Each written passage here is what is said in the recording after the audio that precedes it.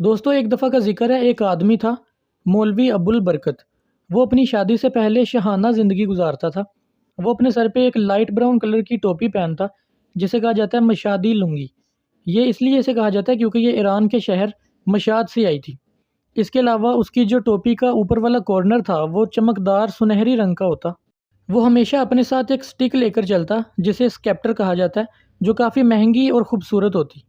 وہ اپنے بالوں کے لیے ایک ایسا آئل یوز کرتا جو کافی خوشبودار ہوتا۔ جب وہ گلی میں سے گزرتا تو لوگوں کو اس کی خوشبو آتی۔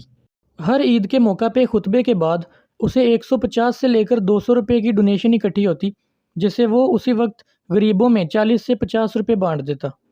جب اس کی شادی ہوئی اور اس کے بچے بڑے ہونا شروع ہوئے تو وقت بھی بدل گیا۔ وہ اپنی سب سے بڑی بیٹی مہر النساء کے لیے جوتا خریدنے جب گیا تو وہ 1 روپے کا تھا، اور جب اپنی وہ سب سے چھوٹی بیٹی امداد النساء کے لیے جوتا خریدنے گیا تو وہی جوتا 6 روپے کا تھا۔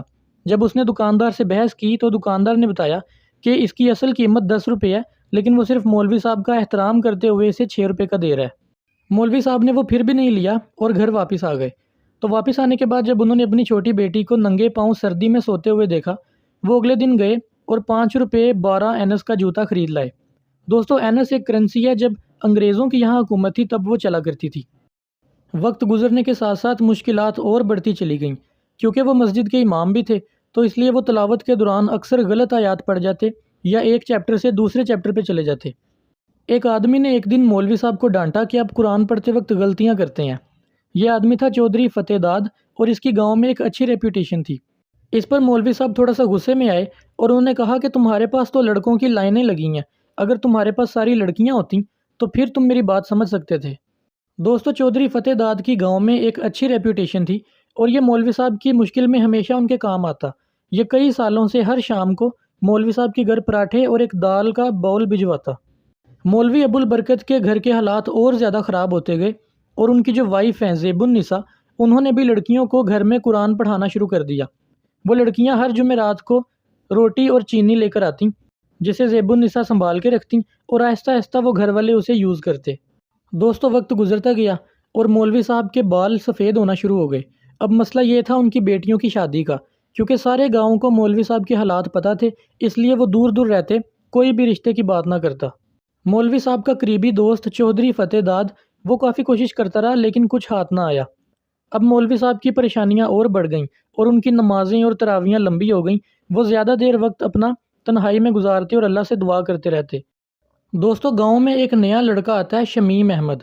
اس کا باپ بچپن میں فوت ہو گیا تھا اور یہ اپنی بوڑھی ماں کو گاؤں میں چھوڑ کے خود شہر جاتا ہے کام سیکھنے، اور یہ کچھ سالوں بعد اب واپس آیا اور آ کر اس نے کپڑے کی دکان کھولی ہے، اور اب یہ چاہتا ہے کہ مولوی صاحب اس کے پہلے کسٹمر بنے تاکہ اس کے کام میں برکت پڑے۔ تو مولوی صاحب اپنے گھر میں جمع کیے ہوئے پیسے نکالتے ہیں اور 43 روپے لے کر اس کی دکان پر چلے جاتے ہیں۔ وہاں پہ باقی لوگ بھی ہوتے ہیں، تو جو کپڑا مولوی صاحب پسند کرتے ہیں اور انہیں وہ کاٹ کر دیتا ہے، اس کے بعد ٹوٹل قیمت 42 روپے بنتی ہے، جس پر مولوی صاحب کے پیروں تلے زمین نکل جاتی ہے، لیکن وہ پھر بھی اسے خرید کر گھر آ جاتے ہیں۔ اس بات کو کچھ دن گزر جاتے ہیں۔ دوستو ایک دن رات کے وقت مولوی صاحب کے دروازے پہ دستک ہوتی ہے۔ جب وہ دیکھتے ہیں تو وہی لڑکا شمیم احمد کھڑا ہوتا ہے۔ وہ کچھ بات کرنا چاہ رہا ہوتا ہے۔